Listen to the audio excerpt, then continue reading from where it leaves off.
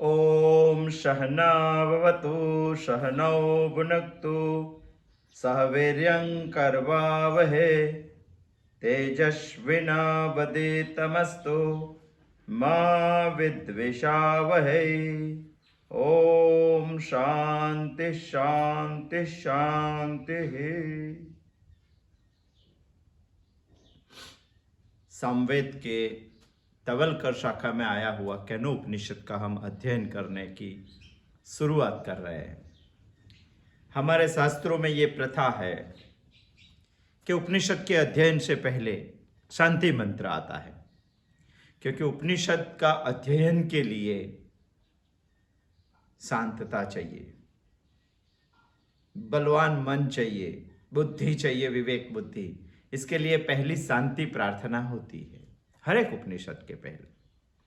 सामवेद में 2 शांति मंत्रों है। इसमें एक है ओम सहनाववतु, यानी गुरु शिष्य दोनों की बात की है। उन्होंने पहले प्रार्थना कर ली है कि भगवान हम दोनों का रक्षण करो, हमारे दोनों का पालन करो। हम दोनों को बल चाहिए कार्यान्वित होने के लिए, और हम दोनों एक दूसरे का द्वेष ना करें, ऐसी हमें शक्ति देना,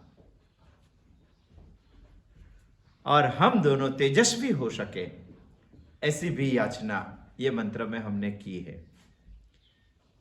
केनो उपनिषद का दूसरा एक विशिष्ट ये है कि ये थोड़ा गद्य में है और थोड़ा पद्य में है। 4 खंड है, 35 मंत्र है। ये बात हमने पहले बुधवार को देख ली है। यही बृहस्पतिवार को हम शांति मंत्र के बारे में सोचेंगे। उपनिषद का अध्ययन सही तरह से करना है तो पहले शांति की याचना करनी पड़ती है ईश्वर के पास।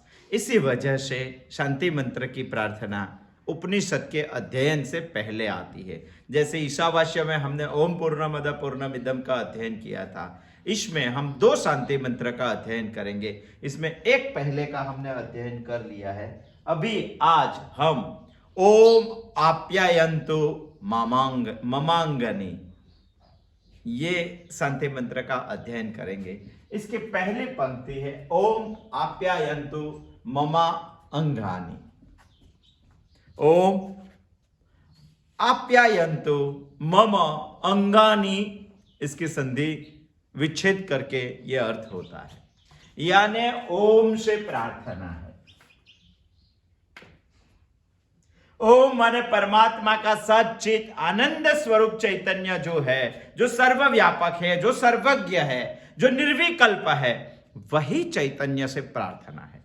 क्या प्रार्थना है? जो चैतन्य केनो उपनिषद प्रतिपादित करने वाला है, वही चैतन्य से पहली प्रार्थना है। ओम यानी परमात्मा से प्रार्थना है। परमात्मा से एक प्रार्थना ये है, आप्यायन्तु मम अंगानि।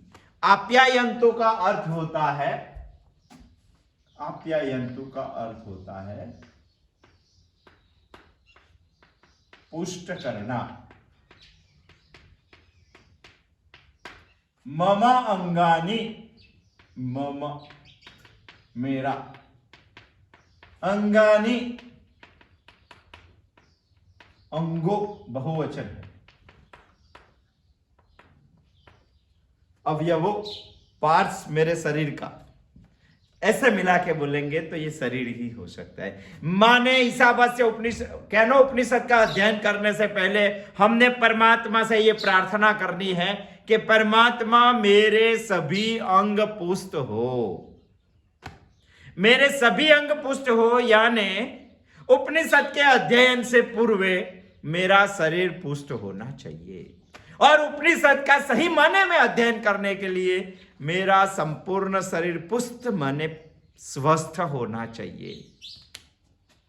वैसे तो कोई भी अध्ययन करना है तो सबसे पहले मनुष्य का शरीर चाहिए। कुत्ता अध्ययन नहीं कर सकता है, गधा अध्ययन नहीं कर सकता है, बैल अध्ययन नहीं कर सकता है, अश्व अध्ययन नहीं कर सकता है, हाथी अध्ययन नहीं कर सकता। अध्ययन करने के लिए सबसे पहले तो मनुष्य का शरीर चाहिए, और उपनिषद का अध्ययन करने के लिए तो स्वस्थ मनुष्य का शरीर चाहिए। इसीलिए केनोपनिषद का अध्ययन करने से पहले सामवेद में एक शांति मंत्र में ईश्वर से प्रार्थना की है, याचना की है कि मेरे सभी अंग पुष्ट होने चाहिए। ओम आप्यायन्तु मम अंगानि, ममांगानी, मम अंगानी, मेरे सभी अंग स्वस्थ होने चाहिए। वैसे तो इस दुनिया में कोई भी पुरुषार्थ को प्राप्त करना है आपको, तो ये शरीर स्वस्थ पहले होना चाहिए। कोई भी पुरुषार्थ को आप बोलेंगे कि कोई भी पुरुषार्थ क्यों बोल रहे हैं? क्योंकि हमारे शास्त्रों ने 4 पुरुषार्थ बताए हैं। 4 में से कोई भी पुरुषार्थ आपको सिद्ध करना है तो शरीर तो स्वस्थ होना ही चाहिए। और इसीलिए केनोपनिषद की शांति मंत्र में पहली याचना की है ओम से। ओम आप्यायन्तु मम अंगानि, मेरे सभी अंग पुष्ट होने चाहिए, स्वस्थ होने चाहिए, यानी मेरा शरीर स्वस्थ होना चाहिए। 4 पुरुषार्थ की बात की है। हमें यहां जन्म लेने के बाद, इंसान का शरीर प्राप्त करने के बाद हमें यदि धन चाहिए, धन प्राप्ति करनी है, तो धन प्राप्ति के लिए जो पुरुषार्थ है इसको बोलते हैं अर्थ, अर्थ पुरुषार्थ। यदि इस दुनिया में अर्थ पुरुषार्थ भी जिसको करना है, पैसा भी जिसको कमाना है, संपत्ति इकट्ठी करनी है, प्राप्त कर रहा है, उनको भी शरीर तो स्वस्थ चाहिए। और कमाए हुए धन से भोग भुगतना है तो इसको बोलते हैं काम पुरुषार्थ। यदि काम पुरुषार्थ की आज सिद्धि करनी है, तभी भी अंग तो पुष्ट होने ही चाहिए। पैसा कैसे कमाएंगे? आपके अंग पुष्ट नहीं होंगे तो। कमाए हुए पैसे का खर्च कैसे करेंगे आप? आपके अंग पुष्ट नहीं है। यदि आपने पैसा कमाया और सत्कर्म करना है तो इसके लिए धर्म पुरुषार्थ है। इस जीवन में धर्म पुरुषार्थ की प्राप्ति करनी है, तभी भी अंग तो पुष्ट होने ही चाहिए। इसीलिए यहां केनोपनिषद ने पहली शांति मंत्र में प्रार्थना की है, ओम आप्यायन्तु मम अंगानि, मेरे सभी अंग पुष्ट होने चाहिए। यदि आपको कायम दुख से मुक्त होना है और शाश्वत सुख की प्राप्ति करनी है तो मोक्ष पुरुषार्थ है। ये मोक्ष पुरुषार्थ को प्राप्त करने के लिए भी अंग तो पुष्ट होने ही चाहिए, शरीर तो स्वस्थ। यानी इस धर्म में, इस जीवन में सबसे पहली जरूरियात है शरीर स्वस्थ होना चाहिए, पुष्ट होने चाहिए। कोई भी पुरुषार्थ ले लो। सामान्यतः जनमानस की समझ ये है कि पहले जब स्वस्थता होती है तब हम ये 2 कर लें, बाद में ये 2 करेंगे। यानी सबकी मान्यता ऐसी है कि जब हम युवान होते, शरीर स्वस्थ होते, तभी पैसा कमा लेने का, पैसा खर्च कर देने का। बाकी जब वृद्धावस्था आएगी, शरीर क्षीण हो जाएगा, पुष्ट नहीं होगा, अंगम गलितम हो जाएंगे, आप्यायन तो नहीं होंगे, तभी हम धर्म और मोक्ष करेंगे। ऐसी सामान्य जनमानस की समझ है, मगर शास्त्र हमें कुछ उल्टा बता रहा है। इसीलिए तो केनोपनिषद ने पहले प्रार्थना की है कि धर्म और मोक्ष के लिए शरीर स्वस्थ होना चाहिए, और जब भी शरीर स्वस्थ होता है तभी धर्म और मोक्ष कर लेना चाहिए। नहीं होता है तभी अर्थ और काम की सोच करने की वृद्धावस्था में, मगर जब युवा नहीं होती है तभी धर्म और अर्थ की, धर्म और मोक्ष की सिद्धि कर लेनी चाहिए, ऐसा बताना है। इसीलिए ईशावास्य उपनिषद ने पहली प्रार्थना में आप्यायन्तु मम अंगानि, ये शांति मंत्र की पहली याचना की है उन्होंने। वैसे तो इसीलिए तो मम अंगानि ये शब्द बताया है। शरीर माध्यम खलु धर्म साधनम, धर्म को प्राप्त करना है तो एकमेव साधन शरीर है, उसको तो स्वस्थ रखना ही पड़ेगा। हमारे ऋषि मुनियों ने शरीर को स्वस्थ रखने के लिए सूर्य नमस्कार की उपासना दी है। मगर कई लोग बता रहे हैं कि बहुत सख्त कसरत है, वो नहीं करनी चाहिए एक्सरसाइज। ऐसा नहीं है। सूर्य नमस्कार में बहुत सारे आसन आ जाता है, वो करना ही चाहिए। जिसको स्वर्थ 50 साल की आयु के लिए हर रोज 108 सूर्य नमस्कार करने चाहिए। ऐसा पहले ऋषियों के तपोवन में होता था। यहां एक वैदिक तपोवन में, उसमें भी हर रोज बटुक 108 सूर्य नमस्कार करते हैं। अभी जन्माष्टमी के दिन सूर्य नमस्कार की हरिफाई रखी थी। कृष्ण जैसा मन और कृष्ण जैसा तन होना चाहिए इस देश के नागरिक को, और कृष्ण जैसा तन होना है तो सूर्य नमस्कार करना पड़ेगा, और कृष्ण जैसा मन होना है तो संस्कृत और संस्कृति और हिस्ट्री का अध्ययन करना पड़ेगा। यही है जन्माष्टमी। इसीलिए तपोवनों में जन्माष्टमी के दिन तन और मन की कंपटीशन होती है। हमारे यहां सूर्य नमस्कार की हरीफाई हुई थी, यही वैदिक तपोवन में। सुबह 6:30 बजे से दोपहर 1:30 बजे तक बतुकों ने सूर्य नमस्कार किया, नॉन स्टॉप। मालूम है आपको? अरे 300 से ऊपर तो सब है, मगर जिन्होंने सबसे ज्यादा सूर्य नमस्कार किए वैसे 8 या 6 बटुक है। इन्होंने 1530 सूर्य नमस्कार किए एक साथ में। बाद में हमें 1:30 बजे तो रुकवाना पड़ा कि अभी हमें सूर्य नमस्कार नहीं करना है, क्योंकि कोई रुकने की बात ही नहीं करता था। कहां तक पहुंचेगा वो? उसका शरीर का ध्यान रखते हुए हमने बंद करवा दिया, क्योंकि दही मटकी भी फोड़ने की थी उस दिन। तो बाद में श्लोक जिन्होंने कंठस्थीकरण किए हैं, ऐसे श्लोक बोलने का कंपटीशन किया।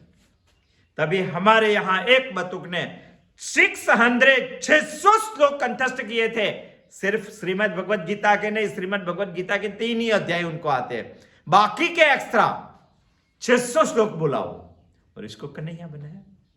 यानी हमें धर्म और मोक्ष की उपासना करनी है तो शरीर तो स्वस्थ होना ही चाहिए।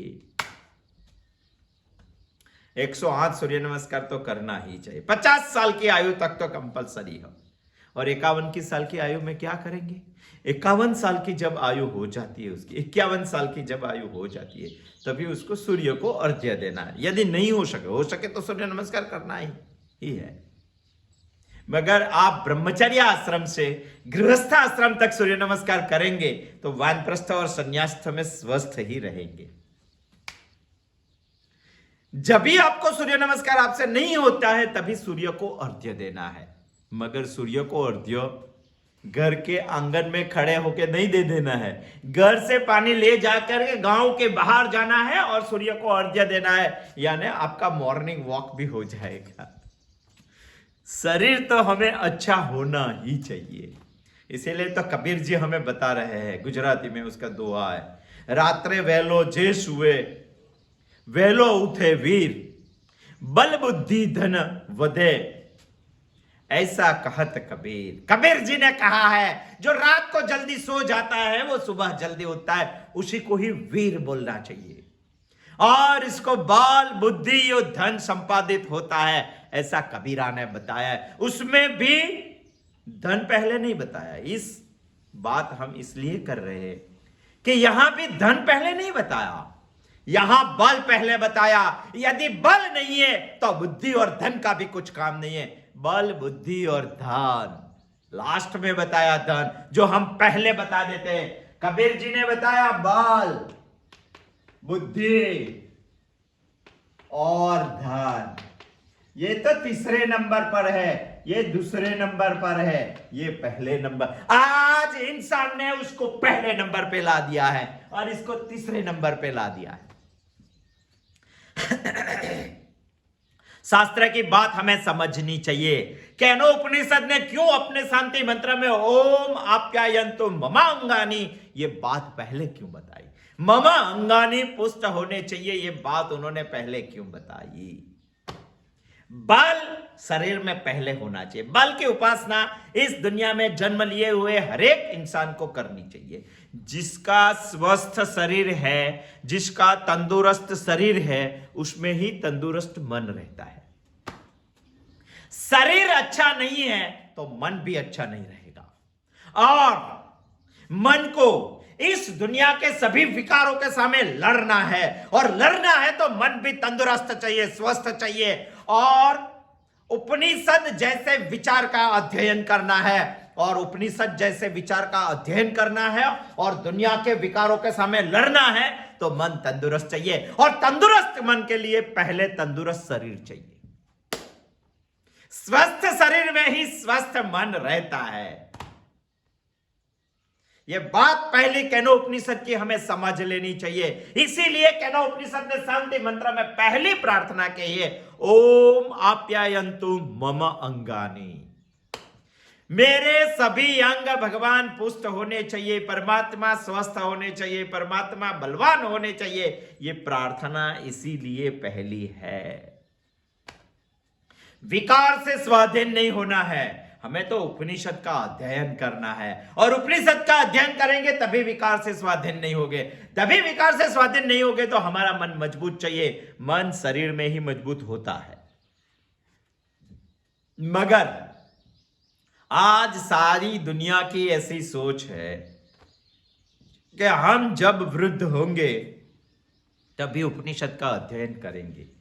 गीता युवान के लिए नहीं है, वृद्ध के लिए। ऐसी सारी दुनिया मानती है, ऐसे उपनिषद के बारे में भी सोचती है कि हम जब वृद्ध, अभी तो पैसा कमाने का टाइम है, पैसा खर्च करने का टाइम है, भोग भुगतने का टाइम है, जब भी वृद्ध होंगे तभी उपनिषद का अध्ययन करेंगे। ये बात उपनिषद को मान्य नहीं है। इसीलिए उपनिषद ने शांति मंत्र में पहली प्रार्थना की है, ओम आप्यायन्तु मम अंगानि। मेरे सभी अंग स्वस्थ होने चाहिए, पुष्ट होने चाहिए, बलवान होने चाहिए। आप वृद्ध हो, अभी ऐसा सोचते होंगे कि मैं वृद्ध होऊंगा तभी उपनिषद का अध्ययन नहीं कर पाएंगे। नहीं कर पाएंगे। अंगम गलितम पलितम मुंदम दसन विहीनम जातम तुंदम, कुछ नहीं कर पाएंगे आप। क्योंकि जब भी आप वृद्ध हो जाएंगे तभी तो जाने की जल्दी है। जाने की जल्दी में चिंता भी बढ़ जाती है, टेंशन भी बढ़ जाती है। ऐसी चिंता वाले मन में आप उपनिषद का अध्ययन नहीं कर पाएंगे। परम पूज्य दादाजी ने एक बहुत अच्छा दृष्टांत दिया, इसके बारे में बार बार सोचना चाहिए, बार बार। दादाजी ने बताया कि भावनगर का एक इंसान मुंबई जाने की तैयारी कर रहा था, अपना सामान इकट्ठा करके बांध रहा था। उसको मुंबई में गोरेगांव में जाने का था। तभी पहले के जमाने में जब भी कोई मुंबई जाता है तो सारे गांव को मालूम हो जाता है, भावनगर को मालूम हो जाए कि ये इंसान मुंबई जा रहा है। तभी एक भाई, गुणवंत भाई उनके पास आए, और गुणवंत भाई उनके पास आए क्योंकि उसकी लड़की भी मुंबई में रहती थी। तो उन्होंने सोचा कि मेरी लड़की को एक खत भेज दूं, ये भाई जो मुंबई जा रहे हैं तो उनके साथ। तो खत लेके उनके घर पे आए। तभी जो मुंबई जाने की जिसको जल्दी थी वो अपना सामान इकट्ठा कर रहा था, और गुणवंत भाई सब बता रहे थे कि आप कहाँ जा रहे हैं। मैं गोरेगांव जा रहा हूं, तो उनके पास में ही मेरी लड़की रहती है। हाँ, उन्होंने बताया। तो गुणवंत भाई ने बताया कि मेरी लड़की को एक मुझे खत भेजना है। तो उन्होंने बताया कि हाँ। उन्होंने बताया कि आप जाते हैं तो मेरी लड़की को जब मिलेंगे तभी पूछ लेना, उसकी एक छोटी सी लड़की थी, वो लड़की की ब्याह करने का था, उसकी सगाई की बात चल रही, सगाई हुई कि नहीं। तो उन्होंने बताया कि हाँ। वो उसका कुछ ध्यान ही नहीं था, वो तो अपना सामान इकट्ठा कर कर बांध रहा था मुंबई जाने के लिए। गुणवंत भाई बात कर रहे, उसमें बार बार वो हाँ बोल रहा था। गुणवंत भाई को समझ में नहीं आया कि वो हाँ मुझे बोल रहा है कि क्या बोल रहा है, कुछ बात समझ के बोल रहा है कि कहीं नहीं बोल रहा है, क्योंकि उसको जाने की जल्दी थी, सामान पैक कर रहा था। गुणवंत भाई की बात में उसका ध्यान ही नहीं था। तभी गुणवंत भाई को लगा कि चेक कर लेता हूं उसका सही माने में मेरे बात पर ध्यान है कि नहीं है। तभी गुणवंत भाई ने बताया कि मुंबई में पानी की बहुत तकलीफ है, ऐसा हमने सोचा है। तो बिस्तरा बांधने वाला इंसान ने बताया कि हाँ। तो गुणवंत भाई ने बताया कि मेरी लड़की को बता देना कि यदि पानी की तंगी है तो भावनगर से एक कुआं लेके हम भेज देते हैं। तो इंसान ने बताया, तभी गुणवंत भाई को मालूम पड़ा कि कुएं की बात कर रहा है, फिर भी हाँ हाँ कर रहा है, उसका बात में कुछ ध्यान नहीं है, क्योंकि उसको जाने की जल्दी है। बिस्तरा पैक हो गया। बाद में इंसान बिस्तरे के ऊपर बैठकर उसको बोला कि बोलो अभी गुणवंत भाई क्या बात है, अब तक आपने जो बताया वो मैंने सुना ही नहीं, क्योंकि मुझे जाने की जल्दी थी, मैं सामान पैक करने में लगा हुआ था। ऐसा है वृद्धावस्था। जब भी जाने की तैयारियां करनी है तभी आपका रिकॉर्ड किया हुआ कैसेट इतनी फास्ट चलेगी कि आपको उपनिषद की सोच ध्यान में नहीं आएगी। इसीलिए जब हम स्वस्थ होते हैं, जब हम युवान होते हैं, जब हम बलवान होते हैं, जब हम पुष्ट होते हैं, तभी ही उपनिषद का अध्ययन करना चाहिए। ऐसा कैनोपनिषद हमें बता रहा है। इसीलिए कैनोपनिषद ने अपने शांति मंत्र में परमात्मा से प्रार्थना की है, ओम आप्यायन्तु मम अंगानि। हे परमात्मा, मेरे सभी अंग पुष्ट होने चाहिए, क्योंकि अंग पुष्ट नहीं होंगे तो मैं उपनिषद का अध्ययन नहीं कर पाऊंगा। कितनी अच्छी सोच, विचार भी इतने गहन है उपनिषद के। वो सोचने के लिए मन तो हमें तंदुरुस्त चाहिए, तंदुरुस्त मन के लिए शरीर भी तंदुरुस्त चाहिए, और शरीर तंदुरुस्त के लिए सभी अंग हमारे पुष्ट होने चाहिए। यही प्रार्थना ईशावास्य कैनोपनिषद अपने शांति मंत्र में उपनिषद शुरू करने से पहले ओम आप्यायन्तु मम अंगानि, मेरे सभी अंग पुष्ट होने चाहिए। और दूसरी क्या प्रार्थना की है? ये पहली प्रार्थना की है, ये दूसरी प्रार्थना की। वाक् प्राणश्चक्षु श्रोतम अथो बलम इंद्रियाणि च सर्वाणि। यहां 4 इंद्रिय की बात की है। वाक यानी वाणी, प्राण, चक्षु यानी आंख, श्रोतम यानी कान, श्रवण करना, अथ बलम इंद्रियाणि च सर्वाणि। मेरे यहां इनका भाषांतर ऐसा है कि मेरे वाणी, प्राण, आंख, कान जैसी सभी इंद्रियां बलवान होनी चाहिए। वाक् प्राण चक्षुष, वराक् प्राणश्चक्षुः, श्रोतम अथो बलम इंद्रियाणि च सर्वाणि।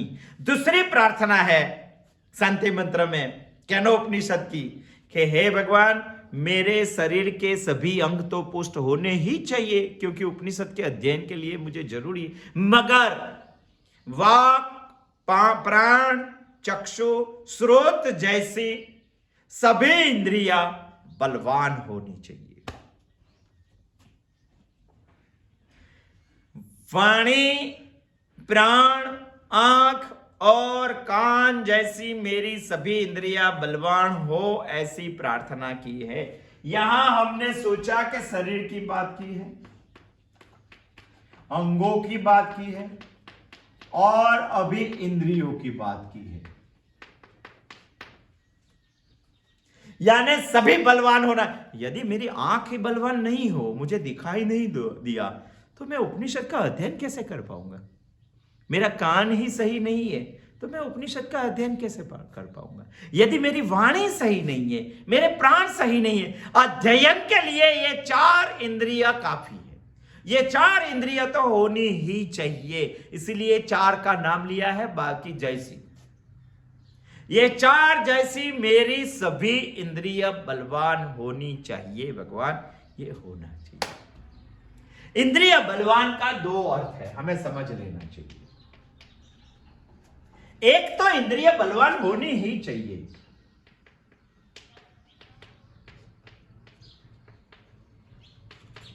इंद्रिय बलवान होनी ही चाहिए। दूसरा, इंद्रिय क्यों बलवान होनी चाहिए?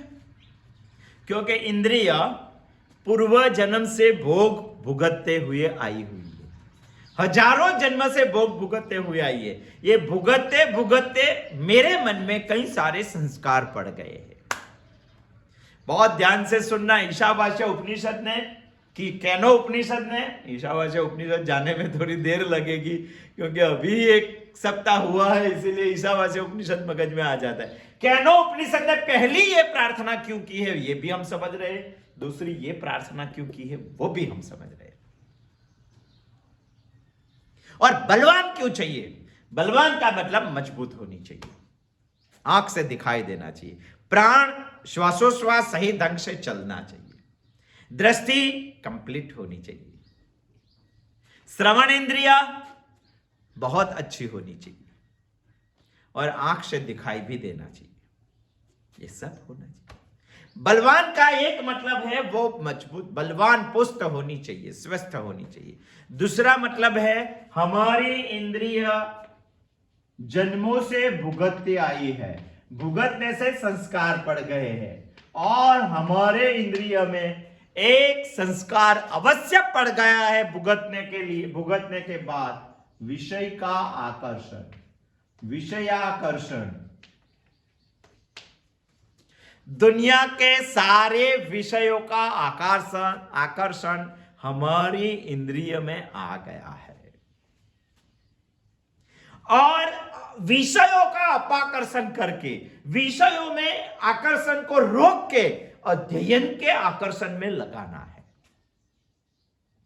विषयों के आकर्षण में से रोक के उपनिषद के अध्ययन में हमारी इंद्रियों को लगाना है, मगर हमारी इंद्रिया जन्मों से भुगतती है, भुगतते भुगतते संस्कार हो गए, ये संस्कार विषय के आकर्षण का हो गया है।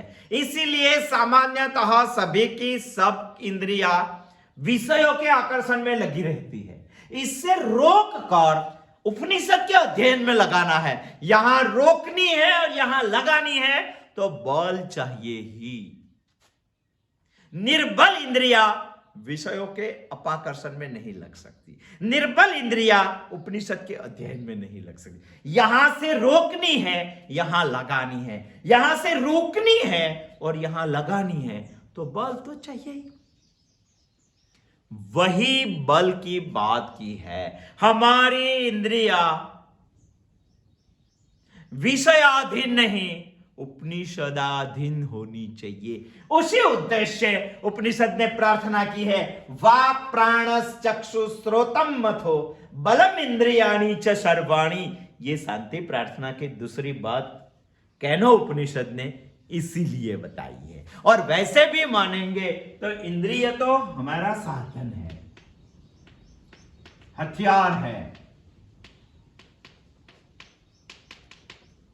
हम इसके साधन नहीं है। जब हम इंद्रिय के साधन बन जाते हैं तभी समझ लेना हम कुछ नहीं कर पाएंगे। और हमारा साधन है तो वो मजबूत भी होना चाहिए। हाथ में यदि हमारे तलवार है तो तलवार साधन है, वो हमारे हाथ का हथियार होना चाहिए। हम तलवार का हथियार नहीं है।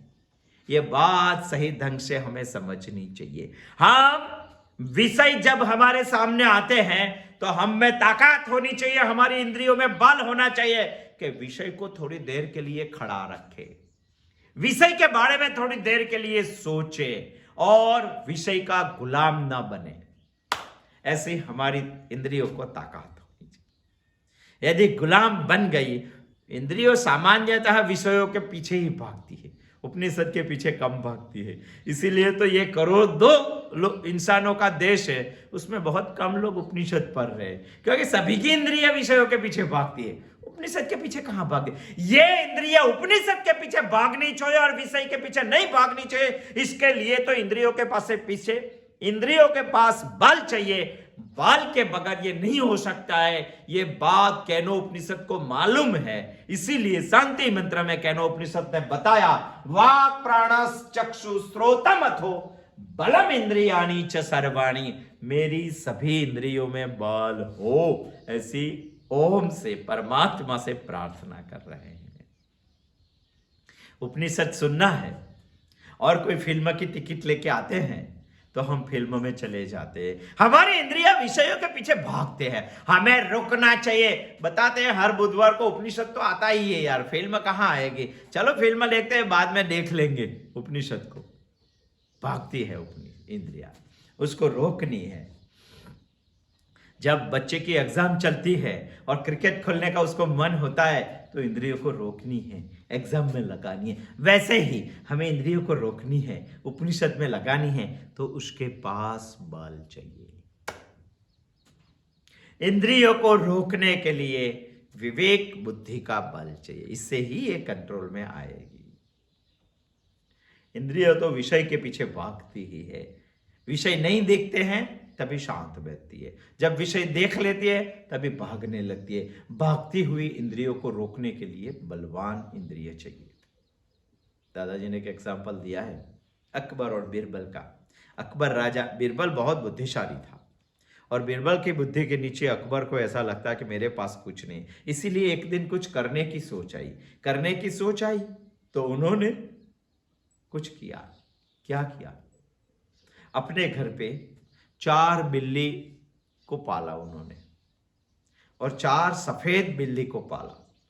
वैसी तरह से बिल्ली को कुछ ट्रेनिंग नहीं दी जाती है। सर्कस में भी बहुत सारे प्राणी आपने देखा होगा, कुत्ता देखा होगा, घोड़ा देखा होता, हाथी देखा, गधा भी देखा होगा, मगर बिल्ली कभी देखी नहीं होगी, क्योंकि बिल्ली को ट्रेनिंग कम देते हैं। अकबर ने सोचा कि मैं बिल्ली को ट्रेनिंग दूंगा और बिरबल को बताऊंगा, बिरबल को भी लगना चाहिए कि अकबर कुछ कर सकता है।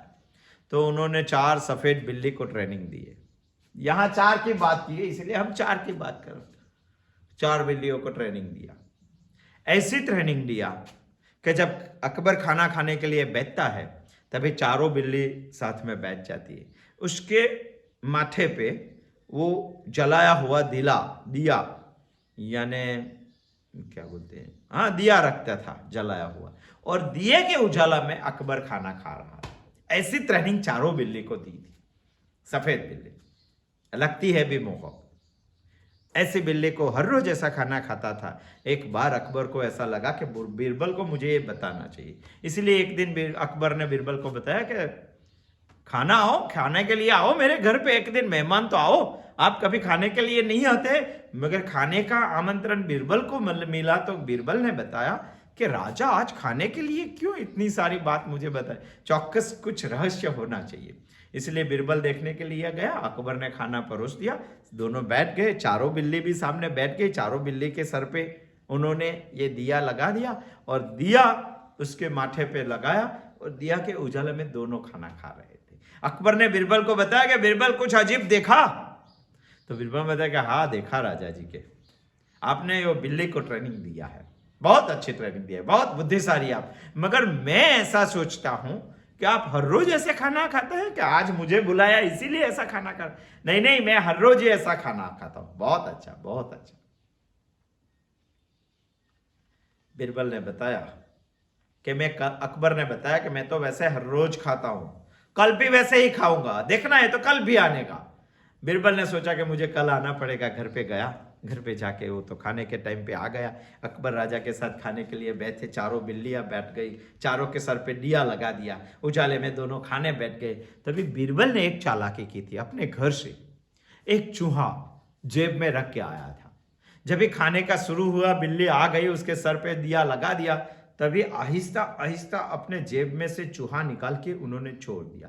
जब भी चूहा देखा तभी चारों बिल्लियां भागने लगी, इधर उधर इधर उधर। दिया भी गया, बुझ गया, अंधेरा भी हो गया, खाना भी डिस्टर्ब हो गया और बिल्लियां भागने लगी। अकबर में बीरबल की ओर देखा कि आपने क्या किया। ये बीरबल ने बताया कि मुझे आपको बताने का था कि बिल्ली तभी तक बलवान लगती है, तभी तक ट्रेनिंग दी हुई लगती है जब तक वो चूहा को देखती नहीं है। जब भी वो चूहा को देख लेती है तो सारा काम अस्त व्यस्त हो जाता है। वैसी हमारी इंद्रियां भी विषय को नहीं देखती है, तभी शांत होकर बैठती है। जब भी वो विषय को देख लेती है तो वो उनके पीछे भागने लगती है। उनके पीछे भागने वाली इंद्रियों को सोचना चाहिए, खड़ा रहना चाहिए, रुकना चाहिए, और रुकने के लिए तो बाल चाहिए। यही बलवान इंद्रिया होगी तभी वो विषयों के पीछे भागने से रुकेगी इतना नहीं, उसको उपनिषद के अध्ययन में लगाने की है, और लगाना है तो बलवान इंद्रिय चाहिए। इसके बगैर ये बात नहीं बन सकती। इसीलिए ईशा केनोपनिषद ने ये शांति मंत्र में प्रार्थना की है, वाक् प्राणश्चक्षु श्रोतम अथो बलम इंद्रियाणि च सर्वाणि। वाक्, प्राण, चक्षु और श्रवण जैसी सभी इंद्रियां मेरी बलवान हो, ऐसी प्रार्थना की है। उपनिषद के अध्ययन से पहले शरीर के सभी अंग बलवान हो। ओम आप्यायन्तु मम अंगानि वाक् प्राणश्चक्षु श्रोतम अथो बलम इंद्रियाणि च सर्वाणि। ये बात केनोपनिषद ने इसीलिए बताई है। मगर हमारे मन में ये प्रश्न खड़ा रहता है कि यहां केनोपनिषद की शांति प्रार्थना में 4 इंद्रियों की ही बात क्यों की है? वैसे तो हमारी 11 इंद्रियों है, मगर 4 की ही बात क्यों की है? 11 की बात करनी चाहिए, 4 की क्यों? नहीं नहीं, वो तो 4 बोल के जैसे बोल के सबका उल्लेख कर दिया। 4 बोला तो 3 क्यों नहीं बोला, 2 क्यों नहीं बोला, 4 ही क्यों बोला? और 4 में ही वाणी को, प्राण को, चक्षु को और श्रोत्र यानी श्रवण को, ये 4 को क्यों लिया? इसके बारे में भी हमें सोचना चाहिए। अभी ये शांति प्रार्थना थोड़ी लंबी है, उनके 2 ही वाक्य हम समझने की कोशिश कर रहे हैं। आने वाले बुधवार को आएंगे तो ये 4 के बारे में और आगे कुछ सोचेंगे। अस्तु, जय श्री कृष्ण।